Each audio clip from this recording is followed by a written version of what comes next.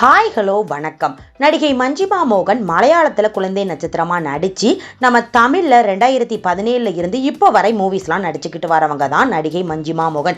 சத்ரியன், இப்படை வெல்லும், தேவராட்டம், எஃப்ஐஆர், களத்தில் சந்திப்போம், பூ போன்ற படங்கள் இப்போ நடிச்சிருக்காங்க. சுழல் 2 அப்படிங்கிற படத்தில் இப்போ பார்த்தீங்கன்னா வெப் சீரிஸ்லையும் நடிச்சிருக்காங்க.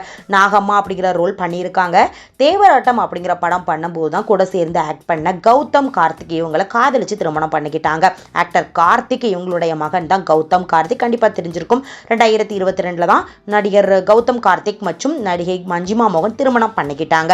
சோசியல் மீடியா பக்கத்தில் ஆக்டிவாக இருந்துட்டு வராங்க. வீடியோஸ் அண்ட் ரீல்ஸ், ஃபோட்டோஸ் அப்படின்னு சொல்லி நிறைய ஷேர் பண்ணிக்கிட்டும் வராங்க. மஞ்சிமா மோகன் இப்போ ஒன்று ஷேர் பண்ணியிருக்காங்க. ஒரு ஃபோட்டோவோட பின்னாடி மஞ்சிமா மோகன் நிற்கிற மாதிரியும் முன்னாடி கௌதம் கார்த்திக் நின்று ஒரு 3 ஃபோட்டோ ஷேர் பண்ணியிருக்கிறாங்க.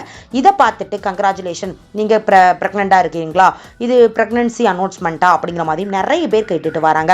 அந்த ஃபோட்டோக்கு கீழே இந்த முகம் இல்லாமல் நான் என்ன செய்திருப்பேன், உங்களுக்கு நன்றி அப்படிங்கிற மாதிரியும் மஞ்சிமா மோகன் அவங்க தன் கணவருக்காக அந்த ஃபோட்டோவோட பார்த்தீங்கன்னா டேக்கோட ஷேர் பண்ணியிருக்காங்க.